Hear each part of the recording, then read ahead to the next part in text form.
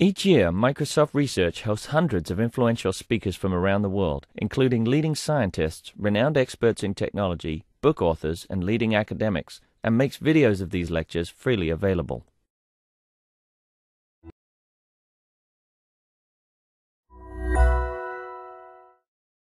So hello everyone, welcome to the afternoon talks. So today we'll have two talks by Professor Alex Demetrius and his student Demetrius. So we'll have 2 hour slot in total. So the first talk will take about like 45 minutes to an hour, and then we'll have a short break.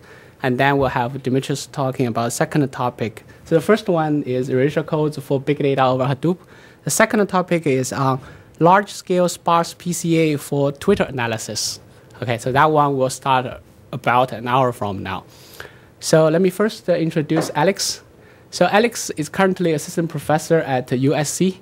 So he has long-time ties to Microsoft Research. So Alex won Microsoft fellowship when he was a graduate student, and then he did an internship here with our group.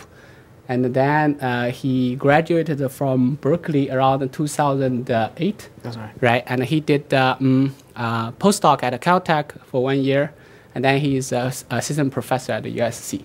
So Alex has done some work on coding, which attracted a lot of attention in the society, right? So the most well-known one is called regenerating codes.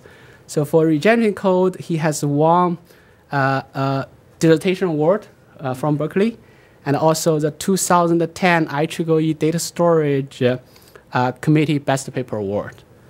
And so he has won NSF Career Award and is chaired assistant professor right now. So I'll keep short on that side and let Alex tell us the story about the erasure codes for Hadoop. Okay, thank you very much, Frank. Okay, so thanks for the invitation. So this is joint work with my students at USC, Mahesh, Megas, and Dimitris. So Dimitris will be giving a talk afterwards. And a part of it is a joint work with Scott, Ramkumar, and Dhruba from Facebook. Okay, so the overview is basically the following. The first message that is probably, I guess, the most important message that is making this relevant is the fact that data seems to be growing faster than infrastructure now, and the cost of storing it is increasing very fast. And in particular, 3x replication, which is sort of the standard thing that people do, is becoming too expensive. So the main message that I think most large-scale storage systems currently use already is for cold data, and we'll need to define cold later, but when the data is not used that much or not read that much, we, instead of using 3 replication, we use some form of erasure coding, and we save a lot of storage. And most of the data is frequently cold data, depending on the application again, but there seems to be very big gains in the storage that you can have. The interesting message that I want to say is that most storage systems today are basically using Reed-Solomon distributed. And the main message I want to say is that classical codes like Reed-Solomon are unsuitable, or another way of saying it is that there are other codes that are much better than Reed-Solomon. And what my lab is working on for a long time is basically creating new codes that are optimized for distributed problems, and bounds and information theoretic capacity results for what are the best codes one can hope for. So we have a sense of knowing how far we are from optimal. Okay, so I'll just give a very quick overview of how codes are used to store. So usually we have a file or a data object, and we cut it up in blocks or chunks depending on which company you work at. I'll just call them blocks here. So you cut it in blocks. In the coding theory language, it will be K blocks. And then you produce codes like this very simple code that is just take 2 blocks, XOR them together, and produce a simple XOR block. And this is a 3,2 MDS code. So attention, compared to the standard systems CS language, people would call this a 2+1, which means 2 information blocks and 1 parity. I use the standard coding theory language, which means 3, 2. Okay? So the number of failures I can tolerate is n minus k, so one failure here. So this, of course, is a single parity code used all over the place and can tolerate one failure. This code is a 4, 2 MDS code. So that means that it has the best distance possible, which means it has the best fault tolerance possible, which means it can tolerate any two erasures. And you can see, of course, for example, if you lose these two disks or these two blocks, you can recover from the other two linear equations. So the general idea for an NK erasure code, just to set up my notation, is an NK code is a black box that takes k packets and produces n packets. So these n packets typically have the same size as these original k, all right? But we will be relaxing that later, so we'll see about that, but that's important. And the key property that it provides you is that any k out of these n suffice to reconstruct the original k. And if these coded packets have the same size as the original, then this is optimal. Okay, so this is called MDS if they have the same size. If we start playing with the sizes, then it's a different story, and there is a lot of bounds on what's going on. So that is called the optimal reliability you can get for that given level of redundancy, and that's well known, and there is many off-the-shelf codes that people can use. And the new aspect, as I said, is that now we have packets that are distributed in a network, so classical codes have a lot of suboptimalities. So let's talk about Hadoop. So I gave a talk about the state of the art for distributed storage codes 2 years ago in this group. So I will tell you what has been new since these last 2 years, and I will tell you what is now the state of the art. I know most people are interested in the practical aspects, so there are two parts of the talk. There's a practical part that starts this slide, and then there's a theoretical part that, depending on how many people are awake, I will keep on going depending on interest and time. Okay, so the practical aspect, let's start with what current Hadoop is doing. So let's say you have a file in Hadoop. So Hadoop file, I'm looking at the HDFS, the Hadoop file system. And let's say you have a 640 MB file. You cut it up in blocks. Here I chose 64 MB to be the block size. Sometimes it can be larger, up to 256 MB. And now you have these 10 blocks that represent your file. You're going to, what the standard thing is, 3 replication, which means every block is replicated twice. Now you have these blocks. You distribute them over servers in your cluster, and you're happy. Okay. The problem with that is that there's a very large storage overhead, and as the data grows faster than the infrastructure grows, as I said, this cost is dominating. So it's a very big problem. So Facebook recently created a component that is open source that's called HDFS RAID. That's a component that works on top of HDFS, which is used in warehouses in production. And what it does is, after it detects that a file, let's say our file here, has been called, so it hasn't been accessed, let's say, for some period of time that you can set, then it deletes the replicas and creates these 4 parity blocks instead. These are created by a 1410 Reed-Solomon. So these are 4 Reed-Solomon parities. And now this is the replication of the file is low. So there is a default replication that is 3x in Hadoop. That's lowered into 1x. And there's a separate file that's called a parity file that contains only the 4 parities corresponding to this file. And HDFS RAID is a component that keeps track for every file that is raided. That's the word. It keeps another file that is the parity file for that file. It consists of, for every 10 blocks of the original, 4. Okay? So that's the way it works in HDFS RAID. So when we compare HDFS, which is 3 replication, to HDFS RAID, you see, of course, this system can tolerate 2 missing blocks only, and it has a storage overhead of 3x, whereas this system can tolerate 4 missing blocks and has a storage overhead of 1.4x. So that is more reliable, of course, and it's using half the storage. The problem, of course, is in this system you cannot read in parallel. That's one of the problems. And that's why they use it for data that is called, archival, called data. So HDFS RAID is the open source system. Another paper that included a system from the CMU group was called disk reduce, that sort of introduced this idea. Okay. And this deployment of Reed-Solomon at Facebook has, up to the last time I got information, has saved around 5 petabytes. This is for a data warehouse cluster that was storing around 30 petabytes of storage. So, of course, they did not raid or Reed-Solomon everything. They were slowly increasing which files were going to be raided. And this is the storage savings, which is quite significant. 5 out of 30 of logical storage is a quite significant storage savings. Okay. However, Reed-Solomon have several limitations that limit their use. Okay. So currently in the data warehouses, and this is all focusing, all my case study is focusing on data warehousing. When we talk about storing photos, storing videos, storing search indices, these are different usage scenarios, so they may have different trade-offs. But for data analytics, for big data analytics, the main issue seems to be that they go up to 8% or maybe 10% of the data being Reed-Solomon coded. And even from that, they got big benefits, as I mentioned before. But our goal would be to create new codes that would allow you to go into coding 40 or 50% of the coded data, hopefully. And the question is, what is stopping you here? The first issue is maybe you don't have enough cold data. And that's not true. To the best of my knowledge, most data warehousing scenarios would have enough cold data to go up to 40%. Depends again on the scenario. But that's not the main bottleneck. If we could go up to 40% coded warehouse, you could save petabytes, of course, which is a very, very important gain.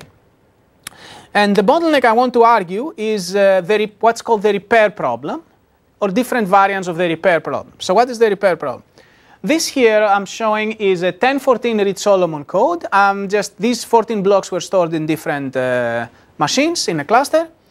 When you lose a machine, you have to repair it. Okay, so the machine is sending you don't lose a block, you lose a machine, right? So when you lose a machine, you lose thousands of blocks.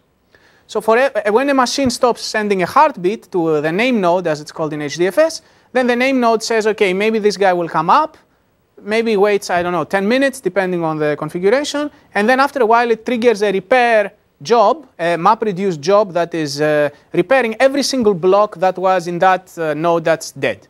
Now it's considered dead. Of course, it may still come back, but that's the way it is working. So a MapReduce job starts for every block that is lost that needs to recreate that block. Now, in order to recreate that block, if you have a Reed-Solomon code and you use the naive way of repairing one block failure, you need to access 10 blocks to do that. So at some other machine somewhere, you need to talk to 10 out of those 13, right, because you lost one. So you need to read 13 blocks, transfer 13 blocks in your data center, move them to this guy, and this guy basically runs a Reed-Solomon decoding procedure here. That's basically a mapper that's running here, opens streams to 10 others, runs the decoding, produces all the 10 blocks, stores 3, so this is 3 prime, I say, but 3 prime will be equal to 3, and then throws away 1, 2, 3, the rest of the others, okay? So that's the way that Reed-Solomon are decoded right now. There are some smarter ways of decoding Reed-Solomon that have appeared in information theory recently, but currently they have several issues in being implemented. They don't have very big benefits now. We don't know the minimum possible repair for Reed-Solomon in particular. We know for overall codes what is the capacity. So I will talk about it. So the first question you may ask is, who cares? Is that a big deal? Are there a lot of repairs? So say here is repair frequent. So this is a trace of a 3,000 node Facebook data warehouse production cluster. And what you see here is the number of failures every day. You see that this is days here. So you see that, often there is, 20, 40, sometimes something really funny happened here, goes always up to 100 out of the 3,000 nodes are down. So it's quite a lot of failures happening even on a typical day. Yeah. So how do I read this graph? Yeah. So on Monday, December 26, how many failures are total there? So this is the situation. It's not per day. It has higher resolution. I think it may be per hour or somehow aggregated. And this is the number of nodes, I think, that were not reporting. So a failure node is counted multiple times before it's completely repaired during that day, is that right? So I don't know exactly the tool that they use to produce this, how exactly it counts. But the key thing that we care about really is how many repair jobs are triggered, right? That's the thing we care about. And there is a threshold that says, okay, if a server is not giving a heartbeat for a minute, they don't start the repair job. So and I don't know exactly how this tool is computing, when it reports it dead. Maybe it reports it dead after a minute, and I don't know exactly how. But the main point of this plot is that there is a ton of failures, and there's a ton of repair jobs. Okay. So here I say, let's say a typical node would be 10 terabytes, 15 terabytes storage. So when you lose that guy, you have lost 15 terabytes worth of blocks. Okay. So when you have replication, you have to go and copy all those blocks. So you move in the network, 15 terabytes for every node you lose. So let's say on a typical day you have 20 such jobs happening. You have to move 300 terabytes in your network. The problem is now, if this node was Reed-Solomon encoded, you would have to move 10 times more data, and you have to read 10 times more data. Okay. So we estimate, by the way, the total traffic in this cluster would be around 2 petabytes per day from what we estimate, typical. And we estimate that 20 to 30% of the network traffic is repair traffic in any given day with the current configuration of 8% Reed-Solomon packets. If you went to encode 50% of your cluster, then the repair traffic would completely saturate your data center network. So that's our estimate right now. So it would be completely impossible. So all your data center would be doing is repairing itself at this rate of failure with this data. So that's basically says it's impossible to go up to 50% Reed-Solomon because you would have a ton of disk I/O and a ton of network. Okay, so in order to clarify one point, so the point of that was that this is an important problem, an important bottleneck. Now, in order to talk about repair, I need to distinguish between two concepts. So you remember here I lost block number 3, we are calling it 3, and now I want to repair that block. So there's two notions that you can think of here. Exact repair means that the block I recover is exactly the block I lost. There's a looser concept called functional repair, which means the block I repair is not the block I lost, but it's a new block that gives me still the any k out of n guarantee. But even though this was now a systematic block, which means data, now this can become a new parity. Okay? So that's not. So this problem, the functional repair problem, is a special case of exact repair, and it's a much easier special case of exact repair information theoretically. So I just need to have, yes? Take a hit on the read latency if cold data is read. Of course, exactly. So if you are in a situation that is purely archival and you almost never read, you may be okay with functional repair. So functional repair is a much easier problem than exact. So we have explicit, practical, very simple codes that achieve the capacity for this problem. Okay? As I will say, we don't really, even after so much research, we don't really have practical codes that achieve the capacity for this problem for some cases. So if you are willing to tolerate the problem that you will be losing systematic blocks and you will be replacing them with linear equations, parities, so you have latency, read latency problem, if you're willing to take that, then there are codes that you can use that are called functional regenerating codes, very, very simple things. If you're not willing to tolerate that, which is mostly the case, then we have to talk about exact repair. Yeah. And there are papers that talk about P2P backup using functional repair. So, but I don't know, it depends on the application, I think. Yeah. But I just want to make the distinction. All right. And now there are different metrics that we care about. So observe here again, there are different things that happened. The newcomer, so let me go back to my, okay, I want to go here. Okay, so this guy is called the newcomer. The newcomer is the node that hosts the repairing block. The metrics that we will care about is how many bits traveled in the network, total. That's called the one metric, network bandwidth, okay, repair bandwidth. The second metric we'll care about is how many bits were read from the disks. This can be different. Okay? So there are some schemes that read from the disk, do local processing, and then send data. So, I mean, these schemes are not very convenient if you're using MapReduce, so you have to, in the implementation is more complicated, but disk, I/O, and network can be different. And the third metric that we will care is how many nodes this guy talks to. This guy right now talks to 10 nodes. Even if you read a bit, that's a different story, but if we care about how many, we talk about that metric. So there are these three metrics. The first one, as I said, is the number of bits communicated, called repair bandwidth. The second is the number of bits read from the disks during a single node repair, called disk I/O. And the third metric is the number of nodes accessed to repair a single node failure, which is called locality of the code. Okay? So let me tell you a little bit. So this is April 2012, right? Okay. So because I give different talks and I want to make sure that what is open and what is closed is up to date. Because there's a lot of, yesterday, you know, for example, there was a paper on this. So there's a lot of things happening. So here I say, for this problem, for the repair bandwidth, the capacity, which is the minimum possible information theoretically over all codes, is known. It is known not for the whole region. So as I will briefly discuss later in the theory section of my talk, there is a whole trade-off between storage and repair communication. And the capacity is known to be achievable for the two extremal points only. But we do know what is the best possible for this case. We do not know the intermediate points. And more importantly, for practical use, we don't really have high-rate practical codes known for the most useful point, which is the minimum storage point. So that problem is an important open problem, I think. There's no practically deployable codes for this.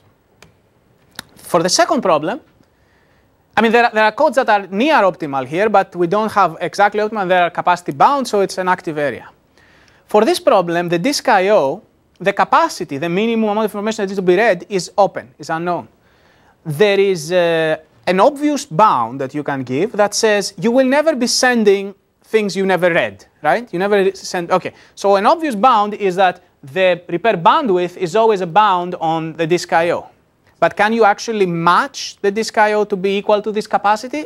We don't know if there exist codes that can read exactly as much as they transfer and repair all failures.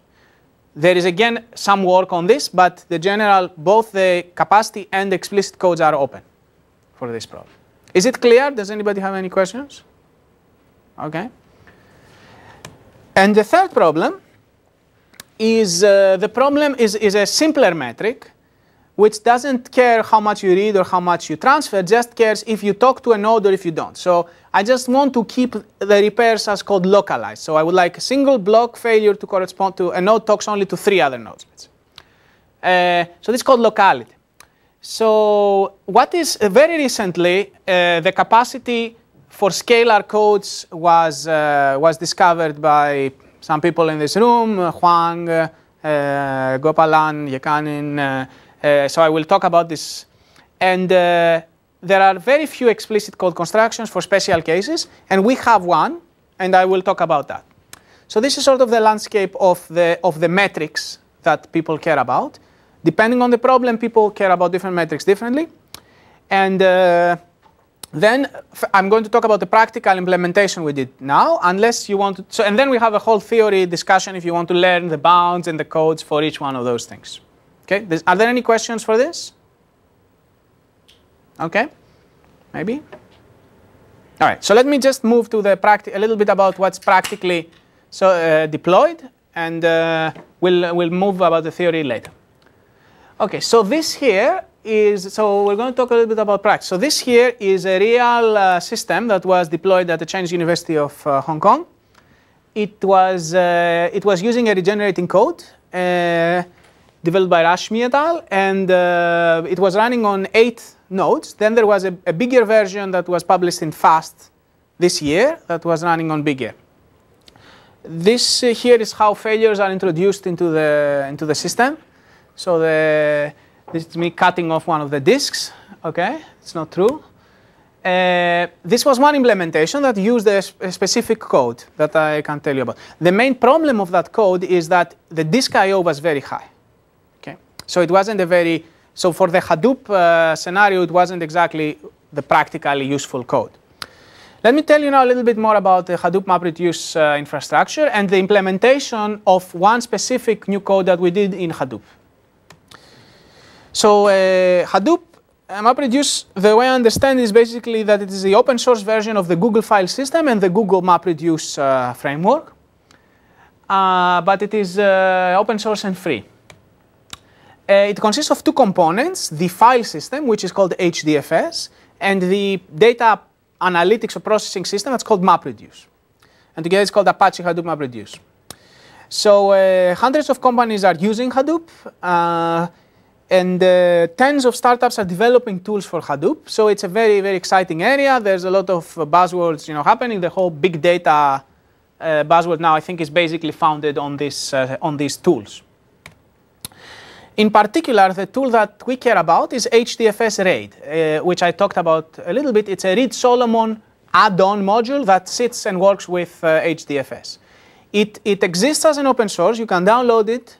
It's not very user-friendly, so you have to fix configuration files and it won't quite compile.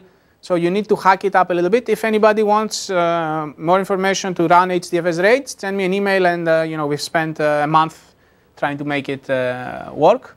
So it's functional, and it's used in production also. Slightly different versions are used in production by Facebook, Alibaba, I think, and some other companies. So the currently available HDFS RAID basically has two modes. It says, okay, either 3 replication or a Reed-Solomon with any K and N you want. Usually it would be a 5.7 or a 10.14 or one of those codes. Or a single parity code, which basically deletes the third replica and replaces the third replica with one XOR. So 2 replicas, 1 XOR. So that's one other mode you can run it. What we did is we implemented what is called a locally repairable code, which is a new code, into this system, into HDFS RAID. And our HDFS RAID with the new code is publicly available. So if anybody wants to play around with that, that's also, we would be very happy to share with you. It's on GitHub. So let me tell you how our code works, this locally repairable code. So the Reed-Solomon, let's focus on a 1014 Reed-Solomon, for example, takes 10 blocks and produces 4 parity blocks using a Reed-Solomon equations here. By the way, the encoding is done once the name node detects that a file is going to be raided. There's another daemon running called the raid node that says, okay, I'm going to take that file, delete the replicas, run a MapReduce job that reads these blocks and produces these Reed-Solomon blocks. Now here is the first idea. Let's just add a simple XOR. So let's just take these 5 blocks, XOR them together, and produce a new block, same size as these blocks, and have this extra block and store it somewhere, x1. Okay. Let's do the same thing here, and let's do the same thing here. Now, the first observation now is that let's say I lose this block number 2 here. If I lose this block, then I can repair this block by just reading the other blocks in the XOR and the XOR, right? Very simple thing, the simplest thing in the world. So this one is called a fork code, for example. It's a very simple idea. So it says local XORs allow single block recovery by transferring only 5 blocks, which in the example is 320 MB instead of 640 MB, okay? Fine. The problem, of course, with this idea is that now you're storing more, okay? So now you're storing 17 blocks compared to storing 14, okay? So your storage overhead goes up, okay. Is there anything cool that you can do now with this if you're a coding theorist? So you can do the following interesting idea. First of all, you may multiply before XORing these together. You could multiply by think of these as elements of a finite field. You can multiply by any elements in the finite field you want, C1, C2, C3, C4, C5, as long as they are not 0, okay? And then still, if you lose one of the blocks, you can recover by reading the other 5. Okay, no problem, as long as they're not 0. So I have a freedom. I can choose any coefficients I want. So I say here any linear combinations as long as I can invert these coefficients and repair locally. So here is now a strange thing. How I can choose any coefficients here, any coefficients here, any coefficients here. So what are the best coefficients I can choose? Okay. One obvious idea was to just XOR them together, which corresponds to using ones. But is that optimal? Is that providing the best fault tolerance in the system? For example, how many failures can I tolerate here? I can definitely tolerate 4. You see that, right? Because just by using these, I can tolerate 4. I don't even need this. But can I tolerate 5? It's not clear to see from this construction if you can tolerate 5 erasures or not.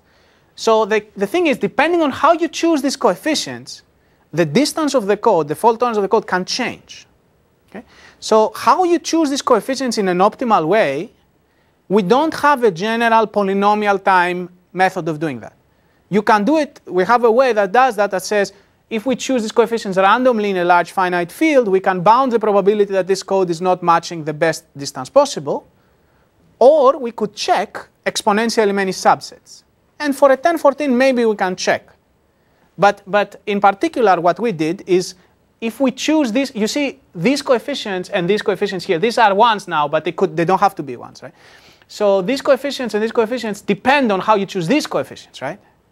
So if you set these coefficients to be Reed-Solomon of a specific type, single extended with a specific finite field and a specific primitive polynomial, then we prove in our paper that if you choose these to be all ones, then it is optimal.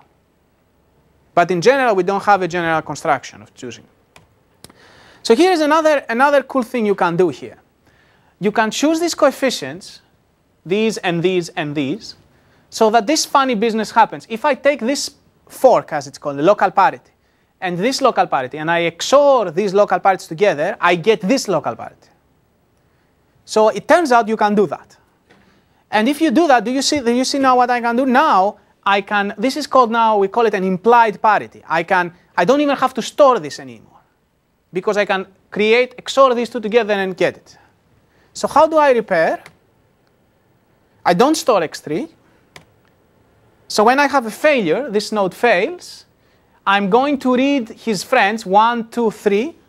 I'm going to read these forks, XOR them together, produce the implied parity, XOR the implied parity with the other guys, and get back P2. Okay? So I can still repair, and now you can verify that the locality of every single block is 5. Before, the locality of those was 4. Okay? But now the locality of everything is 5. Okay. So this is the code we implemented in HDFS. So single block failures, all single block failures can be repaired by accessing 5 blocks versus 10 in the naive Reed-Solomon. We store 16 blocks total. So we have a little bit of storage overhead, 1.6 versus 1.4. And we implemented this system, and we tested it, and I want to tell you how the tests looked like on 2 different systems. Okay, so here I say, in general, choosing the coefficients is non-trivial, must check exponentially many subsets for linear dependencies. It's an open problem to do it in polynomial time, explicitly. And one dilemma that we have is that if you choose the 1014 that is currently deployed in Facebook, then using ones works. So for this specific choice. So our Java implementation is fairly simple. All you need is a encode function, a decode function, and then, so this is the encode function. This is the whole encode function of Reed-Solomon. It's a very simple thing. You just need the arithmetic in a finite field. And then you need basically to hack a few other things so that the Hadoop doesn't, when it has a failure, it doesn't talk to everybody, because the component that decides who talks to whom during a failure is not in the decode function. So we had to hack that, and the decode function was very easy to change. So this is our name node, as it is called, running. So this is called, this was January this year. The version of Hadoop running is the USC3 XOR, is the name of that code that I told you. Not very sexy name. We need to find a better name. And we had uploaded, so this was 50 nodes initially, but we were killing nodes. So at this point there were 37 nodes This is on Amazon. And we had uploaded, I guess, 100 GB. And we were keeping track of how long it takes to repair, how much network, how much disk I/O, etc. So the total experiment involved 100 machines on Amazon EC2, one of the experiments. 50 machines were running HDFS RAID, the Facebook Reed-Solomon version. And 50 were running our crazy code that I just described, the 3 XOR one. This is what is now called the locally repairable code, LRC. Okay? The name, we have to find the name that works. So we uploaded, let's say, 50 files, each 640 MB on Amazon. And we were killing nodes and measuring node network traffic, disk I/O, CPU, how long it took to repair, and all those things. So this is a measurement. So here, for example, we kill one node, and you see the Facebook cluster is creating this much network, and our cluster is creating around half. So this is the red line. So and this is the repair duration was roughly the same in this case. Then we kill one node again. Then we kill one node again. Don't ask me why there's variability. I don't know. There was just a lot of things going on. And many things like Hadoop is doing all sorts of strange things every now and then that we didn't really understand, but they were orthogonal to our thing. And then here we went to lunch. This is lunch break. Then we killed the 2 nodes, 3 nodes, 3 nodes, 3 nodes, and 2 nodes again. So what is the message of this? The interesting thing is when we kill a lot of nodes, it also finishes faster. You see? So the red guy is done repairing, whereas the blue, the Reed-Solomon, is not done yet. Okay? Yes? Facebook cluster, you're just using their code? I'm using exactly the HDFS and HDFS RAID used in Facebook, in the Facebook cluster, but we're not using the, this is not an experiment in their cluster. So they use an open source? Yeah. They contribute back. Yeah. So everything is open source. That I mean the Hadoop part. So we have another experiment in the Facebook cluster, in a small Facebook cluster, in the test cluster, but it's not. It's very small. We're just testing, comparing the numbers we got from Amazon to the numbers we got from that. But it's not that big of a scale. So the files were bigger, but we didn't have 50 nodes. Yeah. Yeah. So for the single failure case, yeah. why the repair time is roughly the same for the Yeah, I don't know. I think that it is because the time was dominated by other things. It wasn't dominated by disk I/O or network. Yeah, honestly, I don't know exactly what's going on, but what we saw is when we were loading more and more data, and when we had more and more failures, the time it took was faster for our system. Our system was never slower, of course, but the time it took was not something that we understood at this point. I suspect something is throttling. Yeah, there's a lot of things that are strange. Yeah. So this is just a plot of CPU utilization. So Amazon allows us to measure that. So our code, for example, our code for a simple one failure is not decoding Reed-Solomon, just doing XORing. Okay? So we expected CPU to be much smaller for our case compared to the Reed-Solomon. But we don't really see that, and probably what's happening is the CPU is not dominated by the decoding anyway. So the CPU basically, all that this says is that it's roughly the same.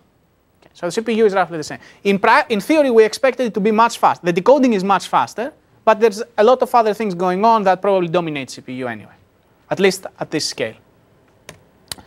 This is the most important thing. It says that for the Facebook cluster, which again, as I say, it's an Amazon cluster running Facebook software, the bytes read, HDFS bytes read during recovery from data loss is more than double. Okay, so disk I/O is the blue thing here. This is single node failures. These are 3 node failures. There it says. Okay, great. So this is 1 node failing, 16 blocks lost. 1 node failing, 17 blocks lost. 1 block, 14. Here we lost 3 nodes. 3 nodes, 2 nodes, 2 nodes. Okay, so consistently it's 2.5, 2.6x less, and it's very reasonable, right? In theory, we can compute exactly what it is because we read 5 blocks, and their construction actually reads 13. it should read 10, but the actual implementation does not. It opens streams to all 13. That was the way it was done in open source. Now they fixed that, so now they open only to 10. But that version was opening 13. Okay. So, yes. With more than one failures, Yeah. then you wouldn't need you need more than 5, right? So the saving would probably be less than 50%. Okay, very good. With more than one failures, there are different things that can happen. Okay, good point, very good point. Let's look at this. So this is the code we have. If let's say the 2 nodes fail, okay? If 2 nodes fail, first of all, let's call this whole thing a stripe, okay? 2 nodes failing could influence only 1 block per stripe, in which case, no problem. If 2 nodes failing influence 2 blocks in 1 stripe, there are 2 things that can happen again.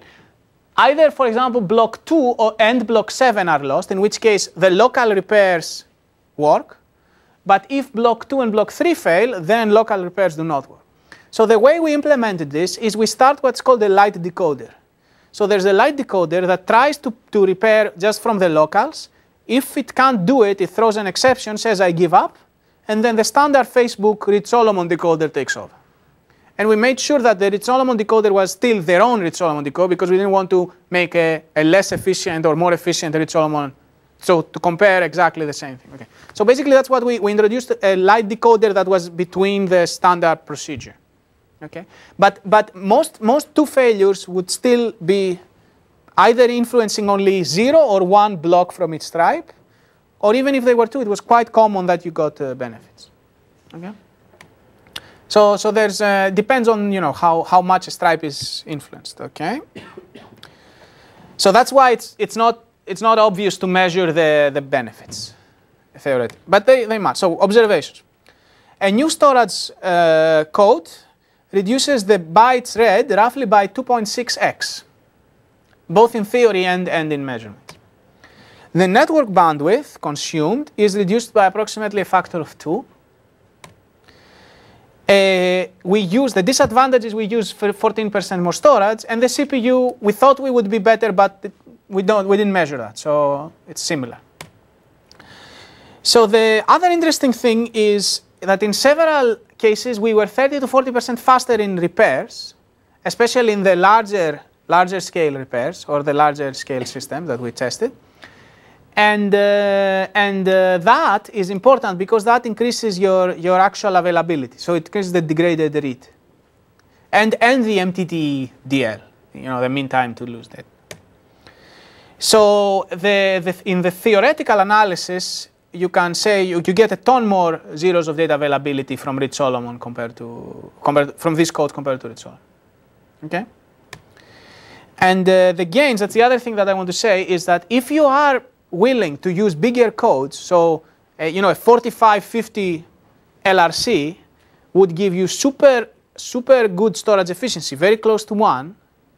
Reasonable locality, you read 7 blocks or something to repair 1, and the benefits in availability would be incredibly high, right? Because the Reed-Solomon is really, I think you can't really get a big Reed-Solomon because then you have to read 50 blocks to repair 1, so it becomes 50x, so it's a disaster. So one important conceptual point that these locally repairable codes allow you to do is to go to big codes for the first time, and going to big codes can give you a ton more availability and a ton better storage efficiency. Yeah. I guess you also get a benefit from the less fan-in, right? Because your repair node ingress link will become a bottleneck when you're reading 10 pieces into the same node. Yeah. Okay. Let's understand that part. So that several people asked us about. So let's understand this. So you're saying that so you have to think how this thing is executed in a real system. So there are many nodes, okay? So a node is a bucket that stores thousands of these blocks from different stripes. When you lose a node, all these blocks have to be repaired. They are not all repaired in one place.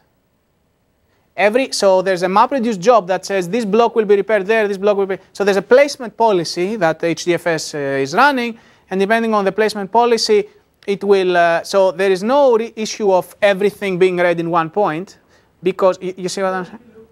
Say for 640 MB file, right? Yes. If you look at repair of just one file, Yes. I guess that is on a single node. No. Oh, so, The blocks in a file are spread out.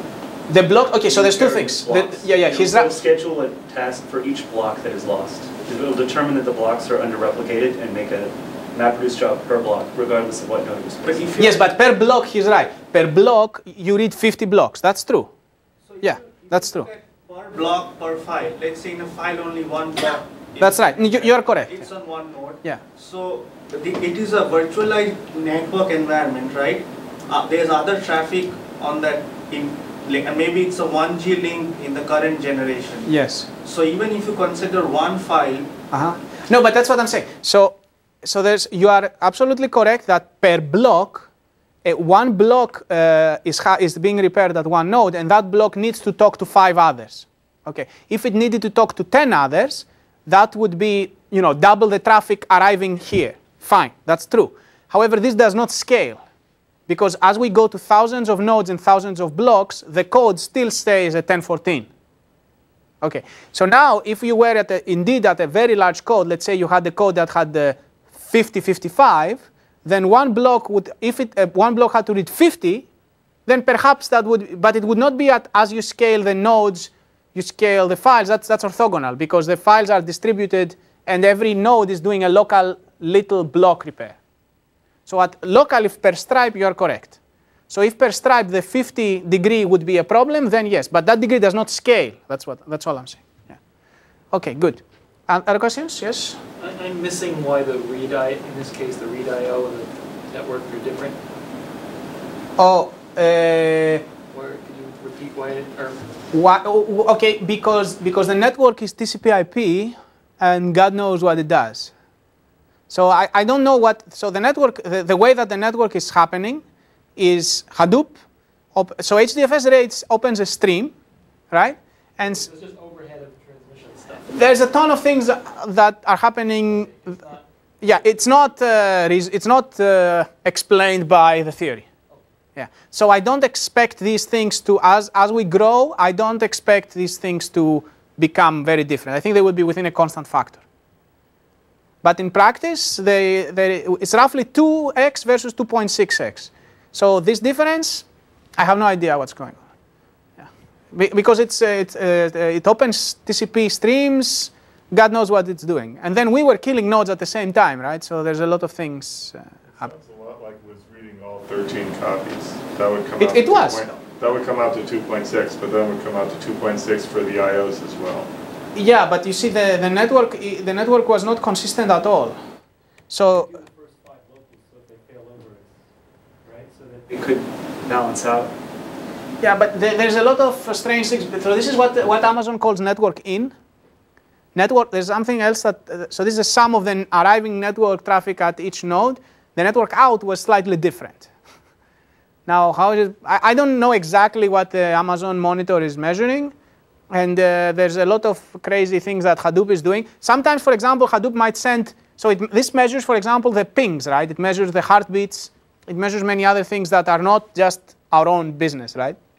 So there's a lot of things that are running in parallel to us, yeah. Did you track the number of times the light decoder failed to recover? And so you had to fall back to the...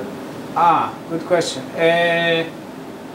We can probably get that from our traces. Well, I don't have it now, but I know that just from this, this was very clean. So HDFS bytes read was much cleaner than the network, and this is reported, by the way, by Hadoop. It's not reported by Amazon. Okay?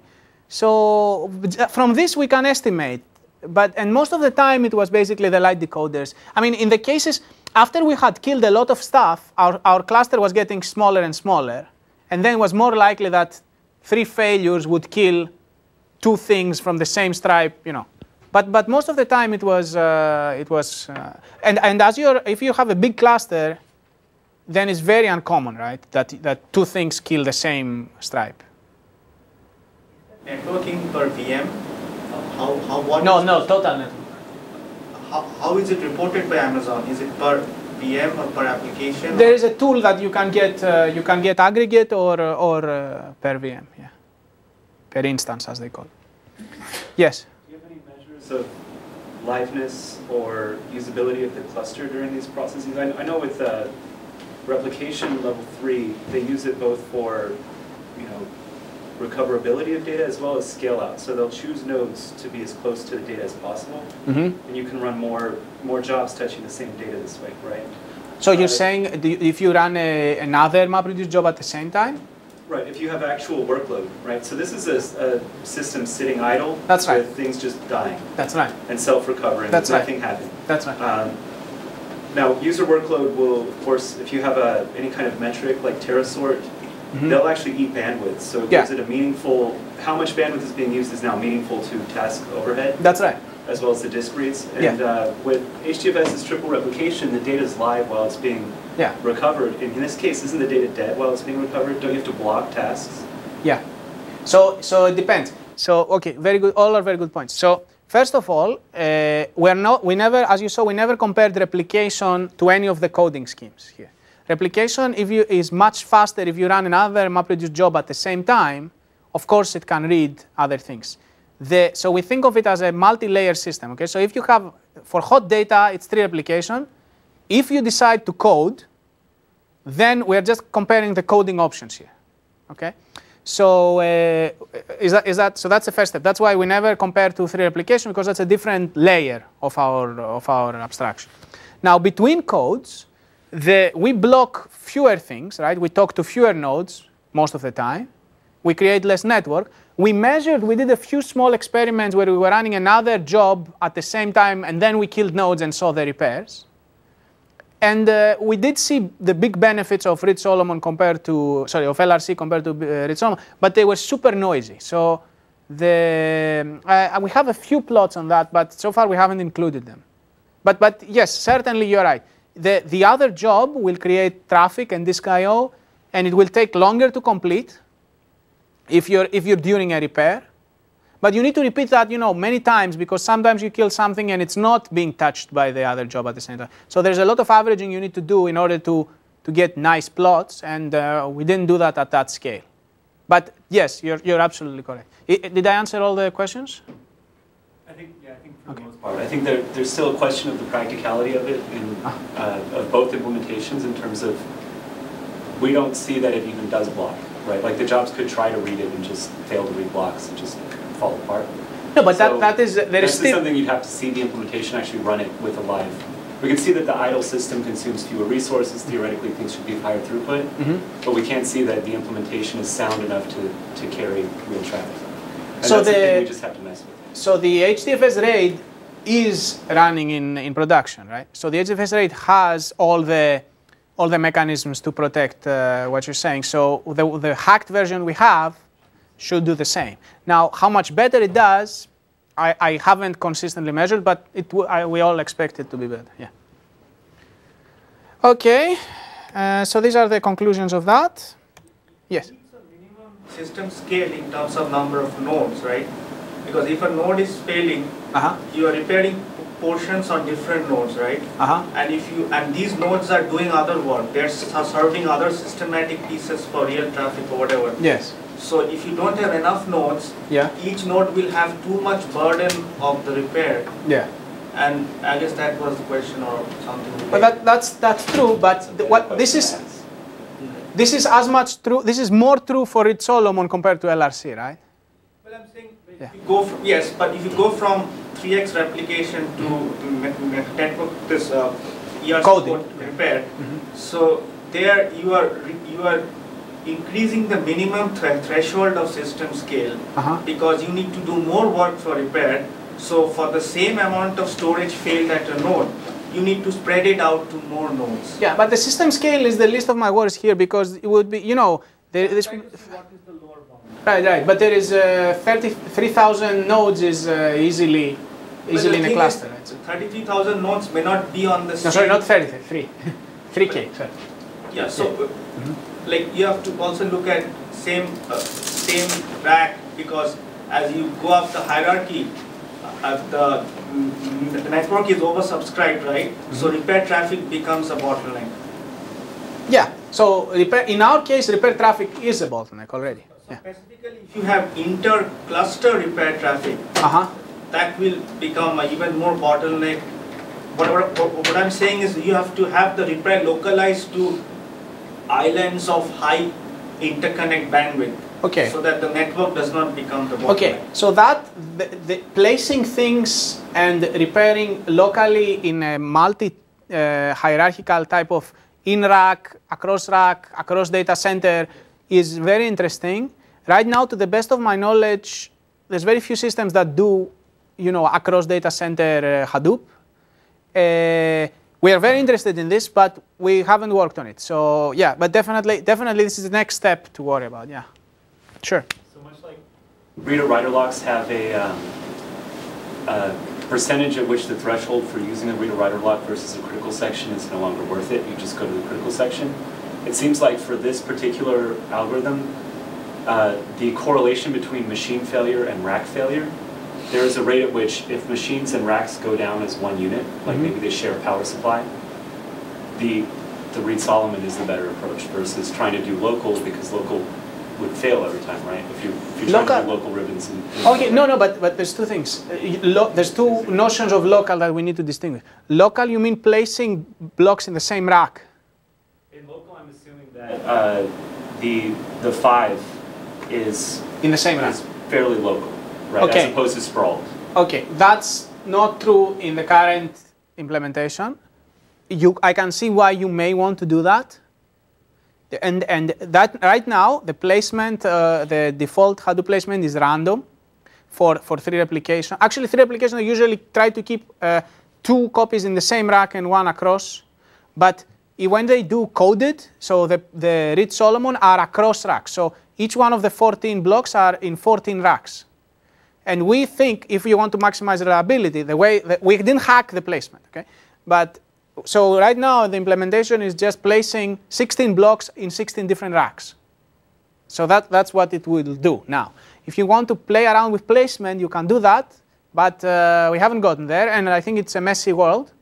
But sure, you may get benefits, but it depends exactly how often do nodes fail compared to how racks fail, and how much. So the in-rack traffic is 4 GB, is a 1 GB switch. The cross-rack is a 4 GB switch. If those were much different, then again you have to decide. Placement is, agree, another business we have talked about. Right now we're spreading it maximally. It seems like you should be able to compute the cost of the local and versus the cost of the Reed-Solomon, and then determine there is a rate of machine failure at which the local is no longer worth doing. 99% machine failure.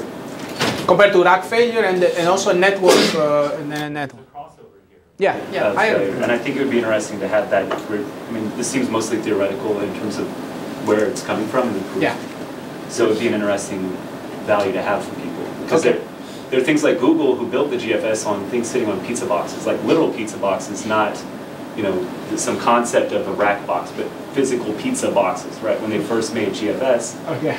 I mean, the probability of the place catching fire and everything going out was much high. It was very high at the time. Sure, question.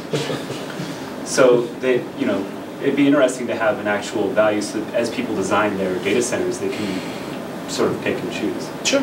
I think it's an interesting analysis. I have one student who's looking at this direction, so we may ping you more on that. Okay, so in the interest of time, and as I correctly predicted, this is the back to theory slide, which is finishing, so I'm done.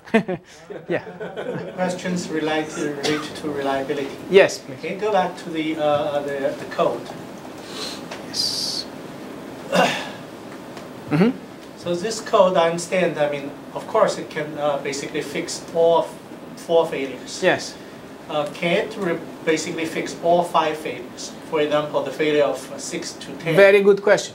The 1014 cannot, provably. So there is no 1014 with this locality that can correct 5. Okay. But if you change the numbers a little bit, so that was the theory part. So there's a theory that tells you exactly how many, tell me your locality, tell me your global parts, and I can tell you what's the best distance you can get. Yes. Yeah. And for this case, no, we cannot take 5. But if you had a slightly different Reed-Solomon, I think it was a 9, I don't remember now, 9-4. If you had 9 and 4 parities, then these would add in the distance. Yeah, so definitely there are cases where they do. I just want to comment. I think Chen and basically our code, we have the basically distance maximized. Yes. What code is structured. Yes, yes. Very good. So I think I will stop here because we're running out of time. So thank you very much. These are all Byzantine faults too, right? This is worst case, yes. Okay, let's take Peter. Thank you. Welcome to the second part of the talk. So this talk will be done by Dimitris. Dimitris is currently a third-year PhD student at USC in Alex Devakas' group. So I guess he will tell us that once data is reliably stored, how do you efficiently do analytics on top of that? Thanks. Okay, so I'm going to talk about about a new technique which is called sparse PCA. It's a dimensionality reduction technique, and I'm going to present a new algorithm for that runs on big data sets, and specifically on I have to do about Twitter analysis. So this is joint work with some collaborators from USC and my previous advisor from Greece. Okay, so I will talk about sparse principal component analysis and what this tool is about, and why this can be useful. And then I'm going to tell you why sparse PCA is an intractable problem. And then I'll introduce a new algorithm, a new approximation, which we think is suitable for large-scale problems. And then we introduce a framework that is good for Twitter analysis, which we call eigentweets. Okay, so a very short overview for principal component analysis. It's basically a dimensionality reduction tool that's used for clustering in signal processing and applications like that. And sparse PCA is a variant of principal component analysis, which is particularly useful when we care about interpretability, which is a metric I'm going to explain later. And then I'm going to present the algorithm that we have for sparse PCA, which is really fast when we test it on large data sets.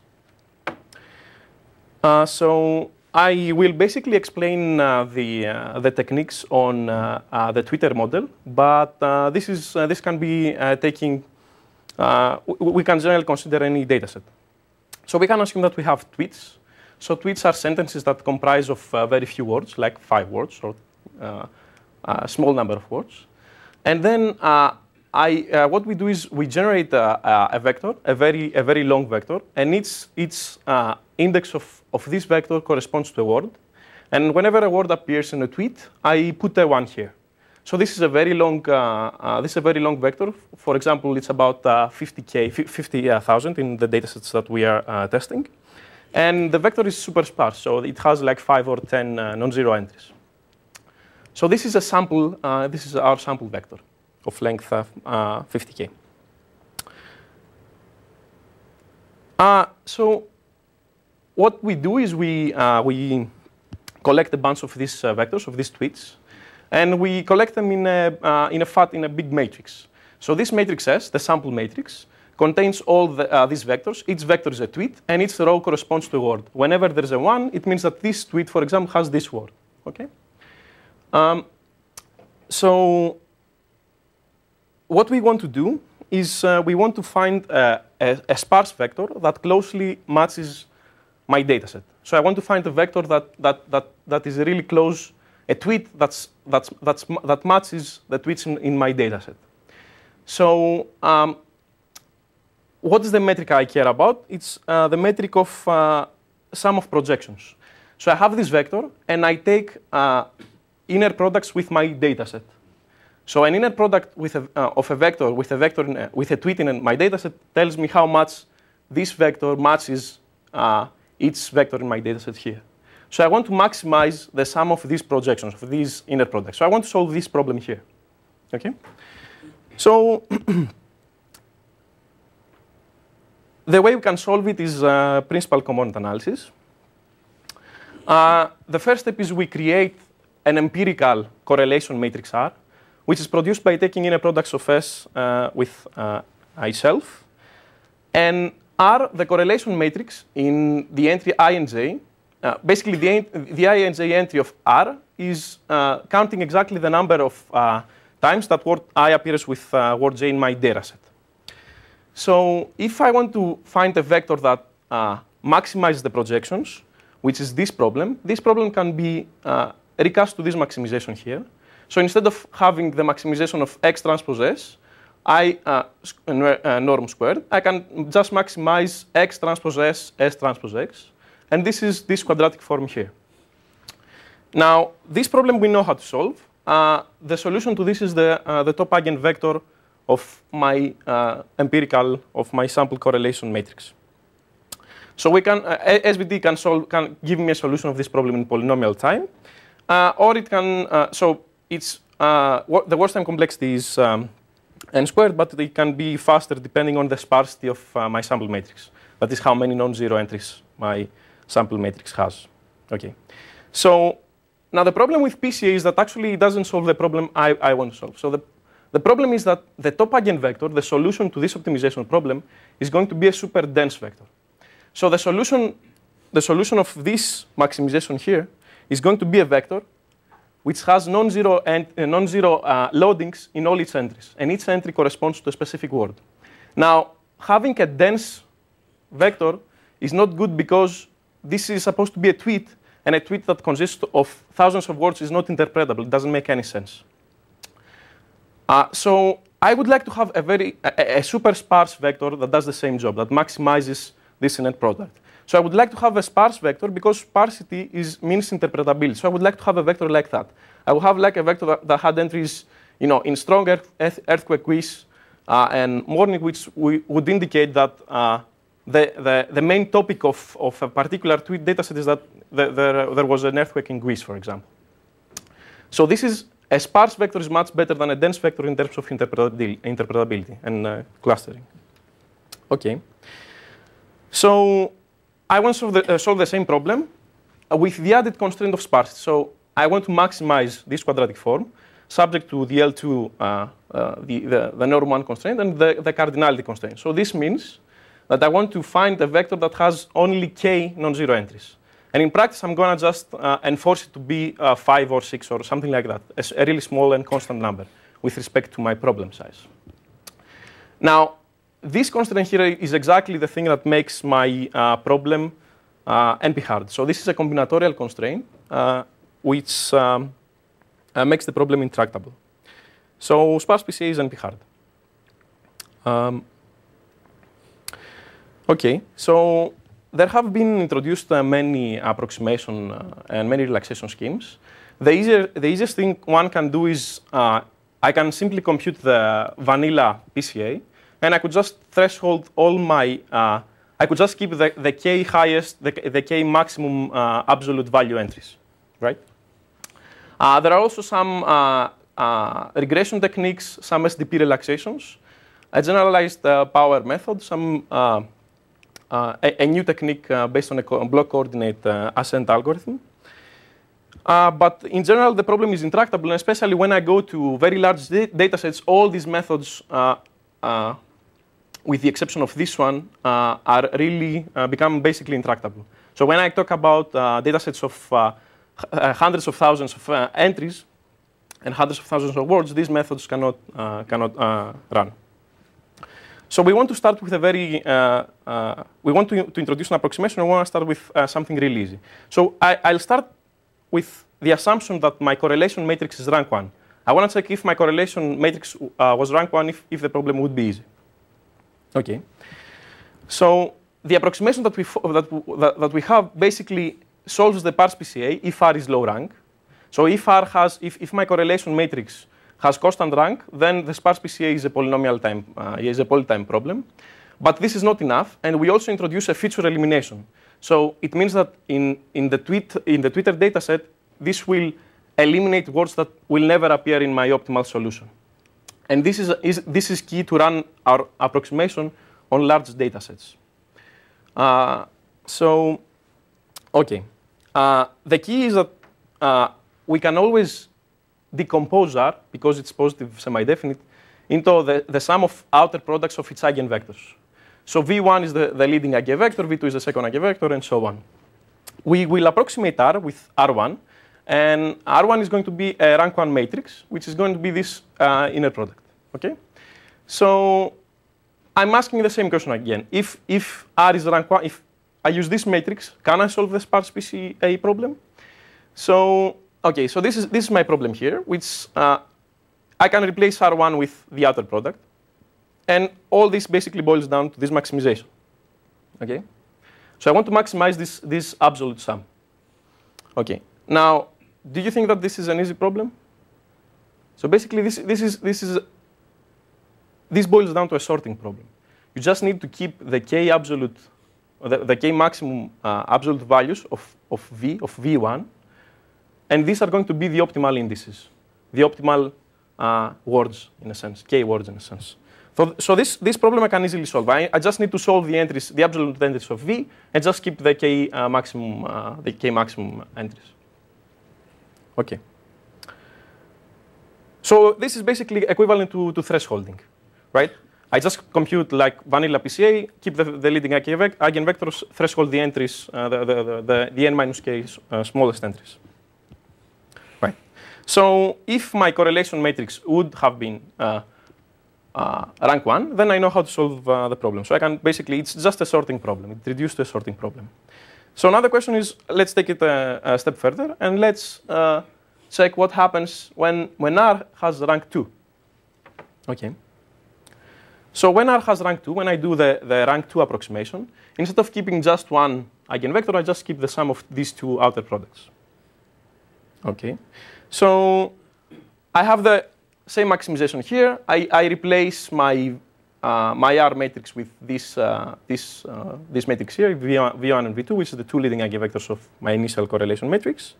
And now what I do is I introduce a new vector C of phi, which is going to unlock the low rank structure of R.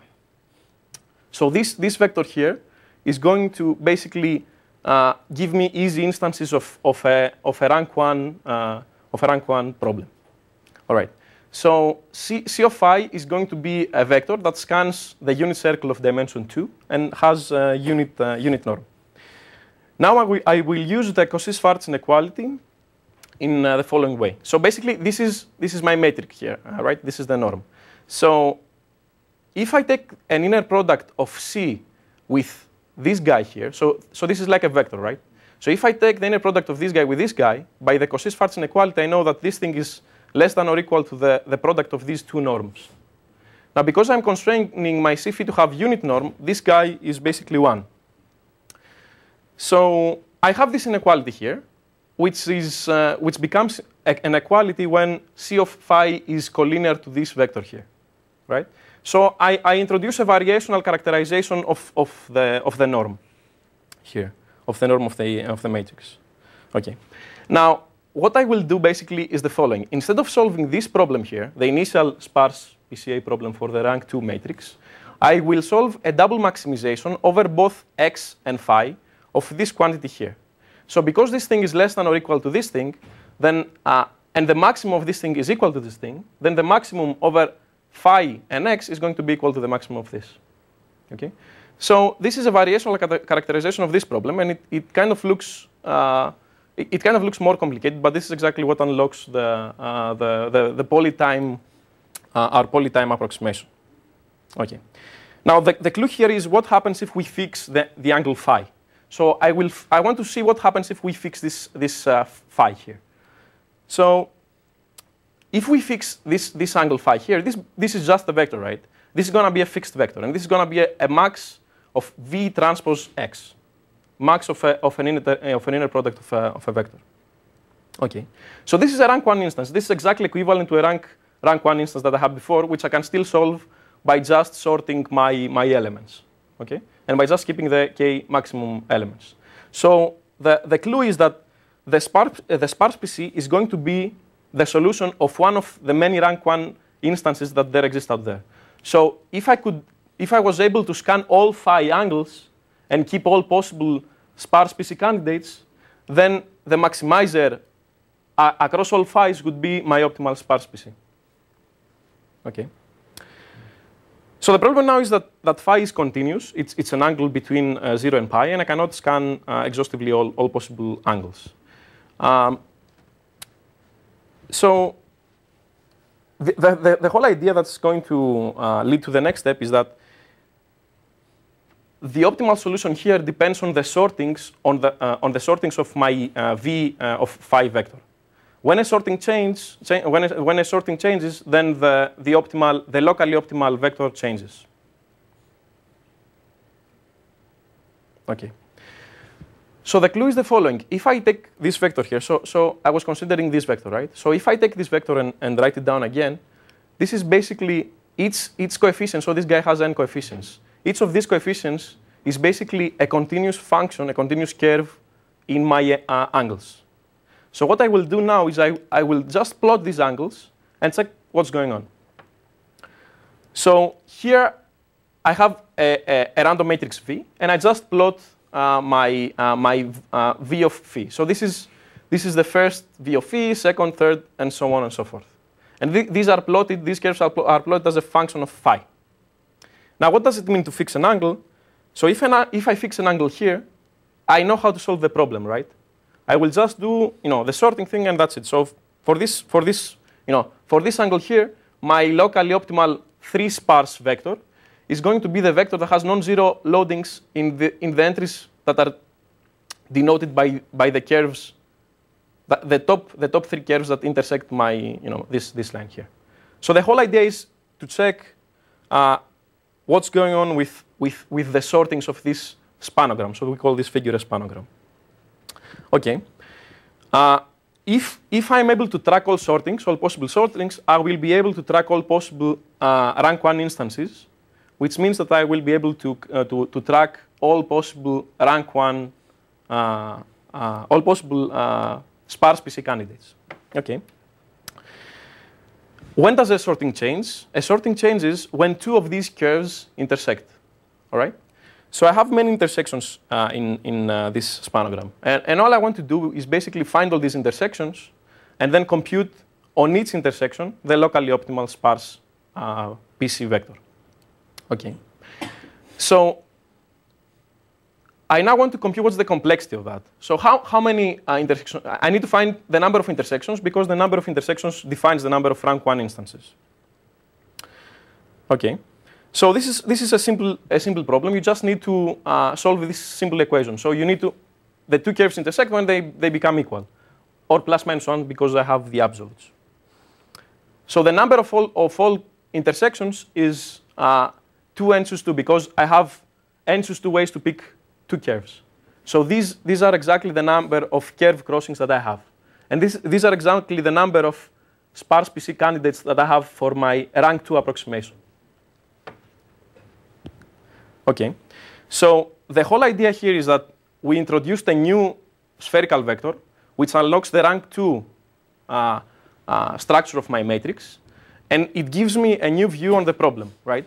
So I was able to track intersections which correspond to unique sparse PC vectors, and I know that within these candidates there exists the optimal one.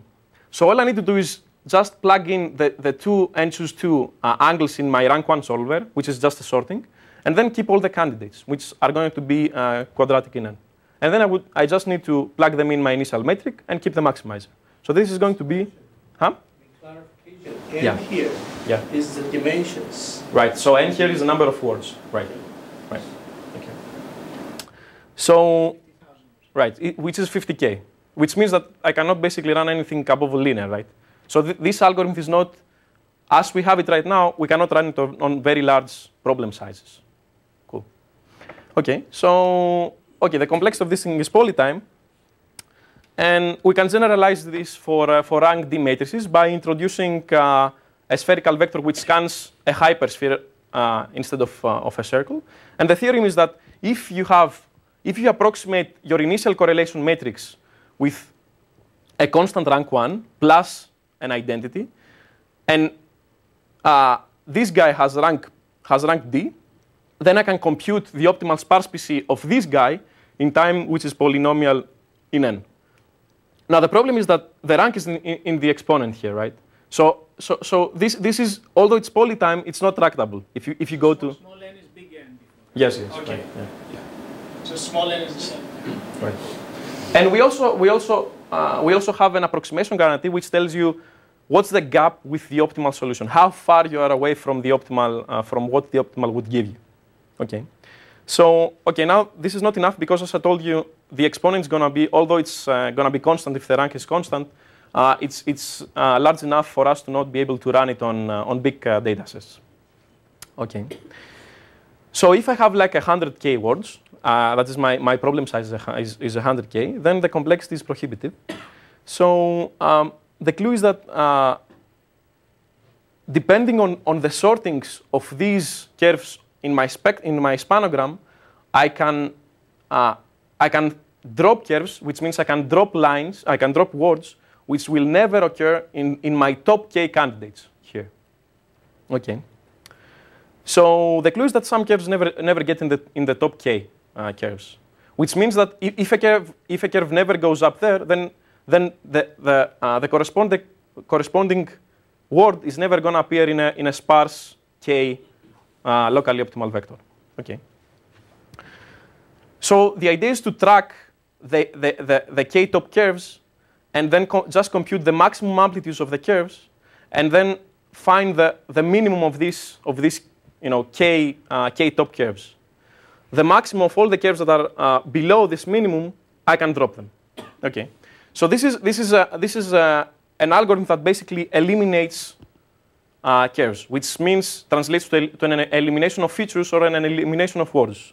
Now, the thing is how good this elimination algorithm does. Okay.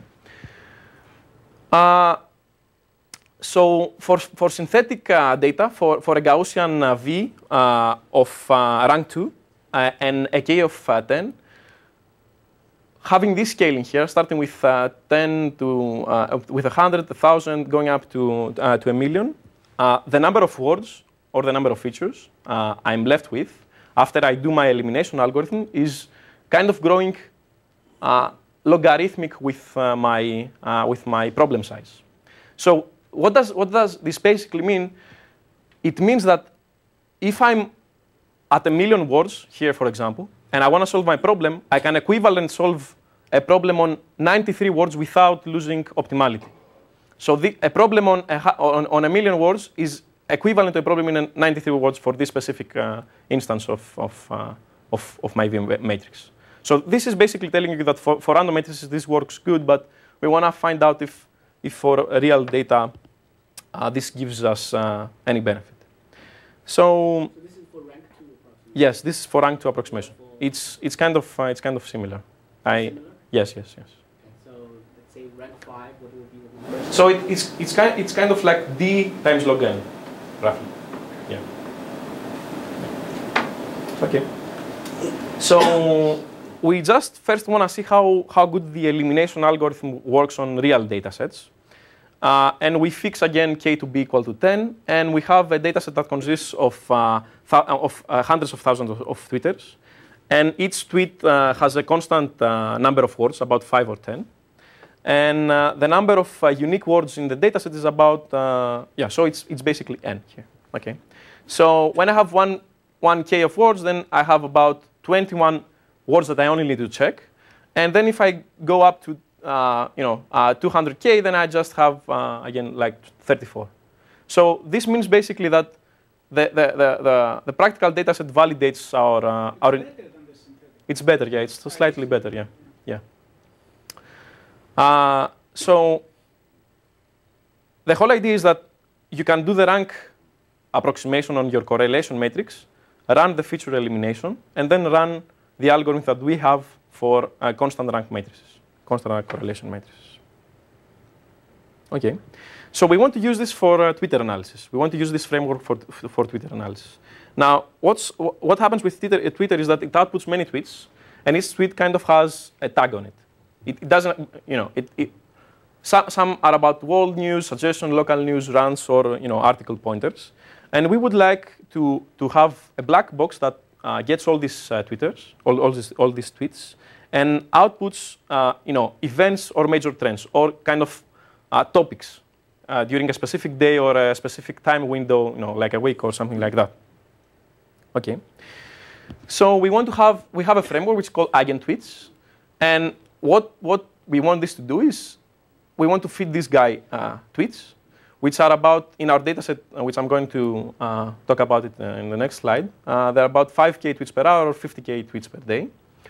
And what we want to do is we want to have a black box that gives us the major trends in our dataset. So we would like to have something that says, the first eigentweet says, it has to do with something, with an event that has to do with an earthquake.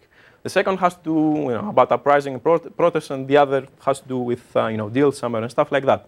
So we want to kind of cluster our, give directions in our dataset, which are going to explain what's going on. Okay, so the algorithm that basically eigentweets is what I told you earlier. The first thing, you just compute the sample correlation matrix. You do an eigenvalue decomposition to get the D principal eigenvectors, run the elimination, the feature elimination algorithm, and then run the algorithm that solves the relaxation, the approximation. Now what you do is, so this algorithm is going to output you indices of words. What we are doing here, we are zero forcing these words in our dataset. We're eliminating these words from our dataset and then recomputing this whole method to get the second PCA. Okay? So this enforces the sparse principal components to be orthogonal to each other, this zero forcing here. Now, what's the most hard thing here is the eigenvalue decomposition, basically, right? So assuming that after the feature elimination we are just left with a logarithmic number of words, then this is what dominates the computation, roughly speaking. Okay. So our dataset. Basically, our dataset consists of all Greek tweets that we have crawled for months, and we used a crawler using Sidebar software. That's part of Sidebar software. And the size of the dataset that we run our experiments has millions of tweets. The flow of tweets is about 3K per hour, 50K per day, and about 1 million per month. The number of unique words is, in an hour length analysis, about 2K. Per day, they're about 50K, and per month, they're about 300K. So it means, this basically means that the number of tweets grow much faster than the number of unique words. Okay. So the sample set that we picked was between May 1st and May 10 from 2011, May 2011. The number of tweets in this time window were 500K, and the unique words were 200K. So this means that the problem size, the n that I had before, is 200K. All right. So my rank 1 approximation, which is simple eigenvalue decomposition plus thresholding, is almost a second. The rank 2 is 7 seconds. The elimination is giving you back only 20 words, which means out of all these words, of all these hundreds of thousands of words, you just need to keep 20 words here. And the rank 3 approximation needs a little bit more words to operate, and it takes a little bit more time. Okay. So, okay, the first question is why would you use sparse PCA and just not count pick the 10 most frequent words or the 10 highest correlation words? Now the thing is that this is just a bag of words which kind of, the most frequent words are words that are not going to give you are not going to tell you what's going on in your sample. So it's just year, Greece, love, Twitter, May, Osama, Laden. So that was the period that Osama bin Laden have been founded. Same thing with the highest correlation words. So this is all I'm trying to say is that picking the most frequent words is not good for clustering. It's not good to find trends, what's going on in your dataset. Okay, so we'll start with a rank 1 approximation. So the first tweet, the first eigentweet, the first principal component, has to do about how people really love Greece. So it's love Greece, no, received Greek, happy, and all that.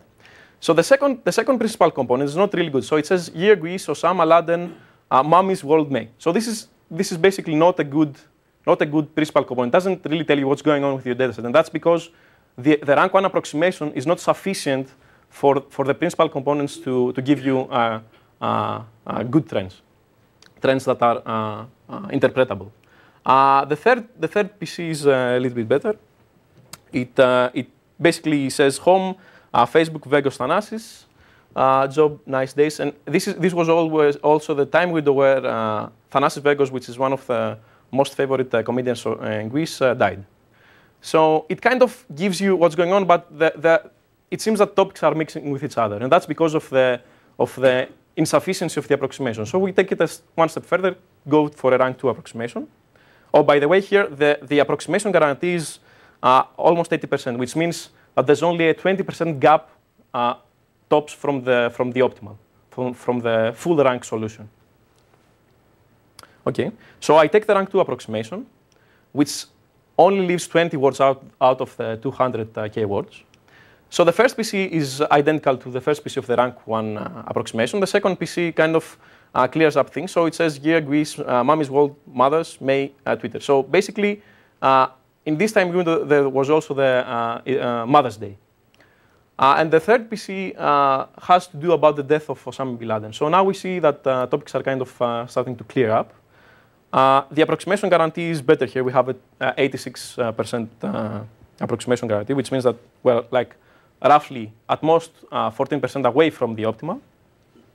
And for the rank 3 approximation, we just get a little bit better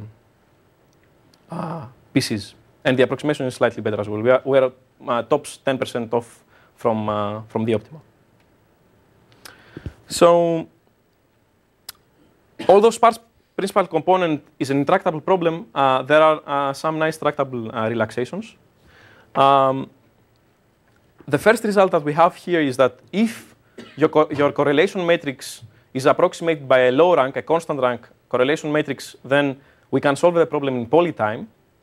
Now, this is not enough for large-scale problems. For large-scale problems, we need something better. And what we do is we do a feature elimination. We have a feature elimination technique, which gives you a much better result, a much better algorithm in the sense that it's equivalent to the initial one, but runs on a very smaller problem size, and runs really good. And we use this approximation for a new framework that we call AgentWits, which is basically sparse principal component analysis in the context of Twitter. So for future work, I guess the basic thing is that the algorithm is fully parallelizable. So when I compute locally optimal candidates, this can be done in a parallel fashion. The same thing goes for the elimination algorithm as well. The same goes for the SVD. So these are the three building blocks of the AgentWits. All these three can be computed in a parallel fashion, and we would like to implement this framework in the Hadoop MapReduce and see how it performs in very, very big data sets. So, thank you.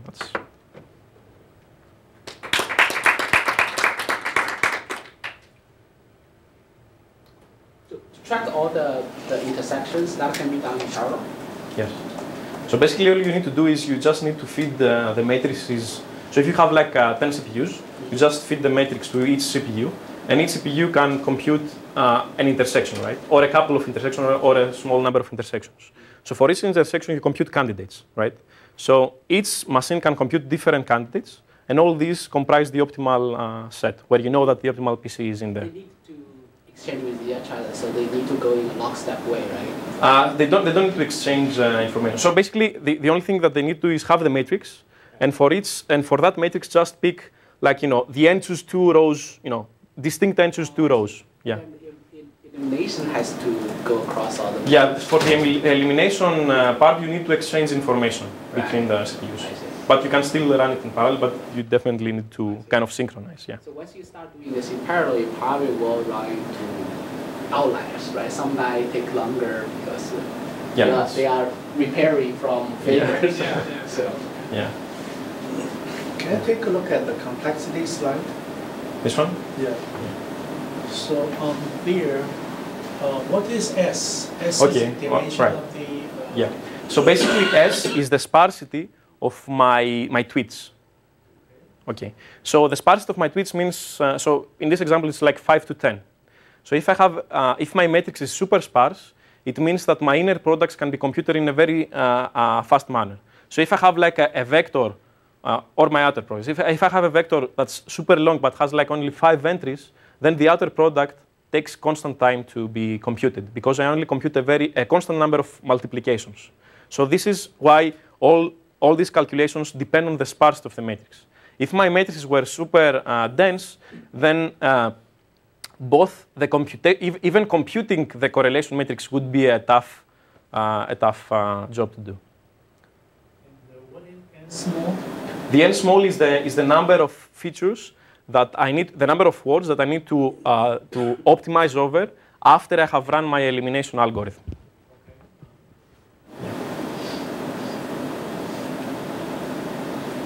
When you use the bit matrix, you lose the order of the words. So is there any value to somehow keep the order of the words? Will it give you better results?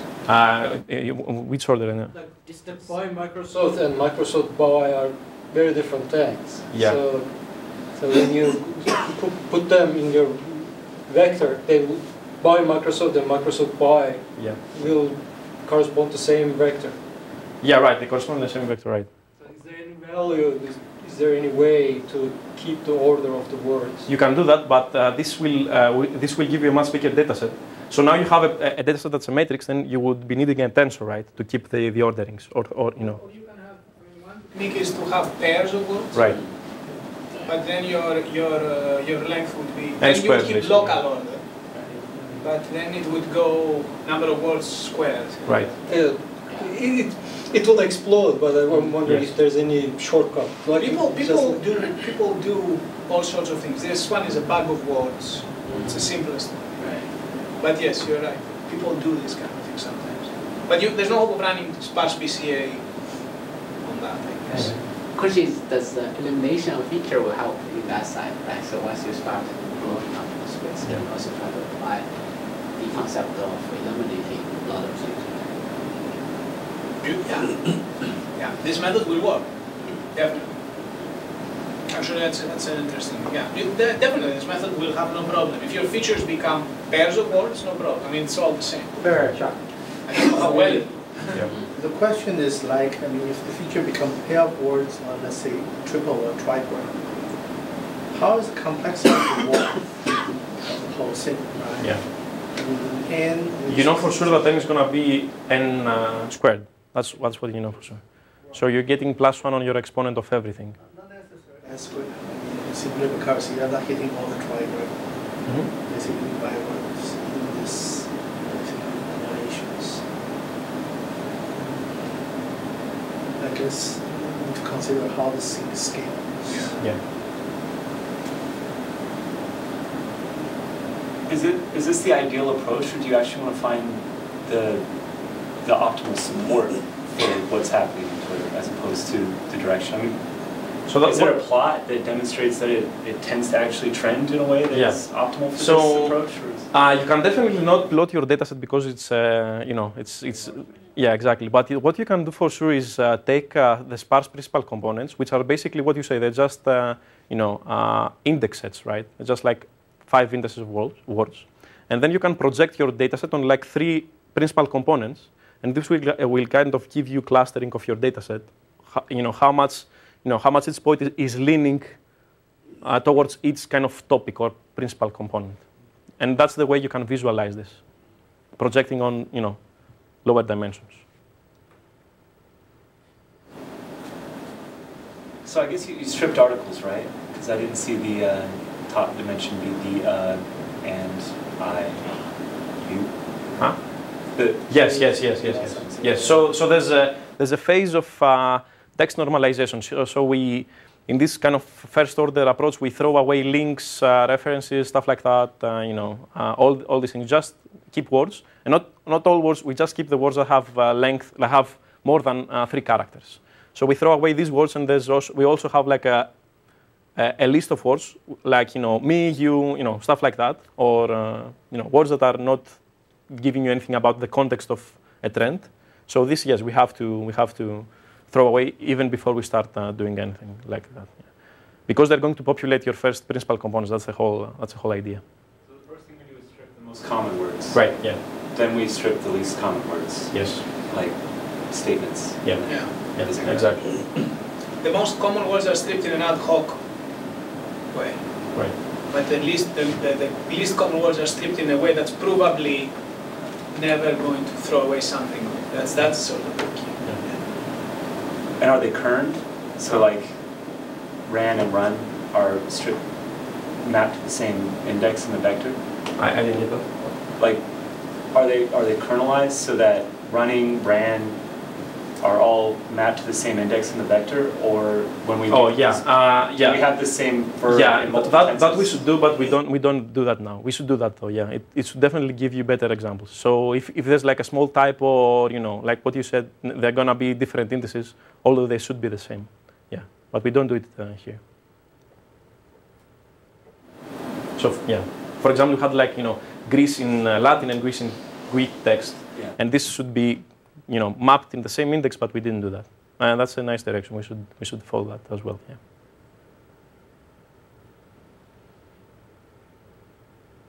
Okay, let's thank Dimitris again.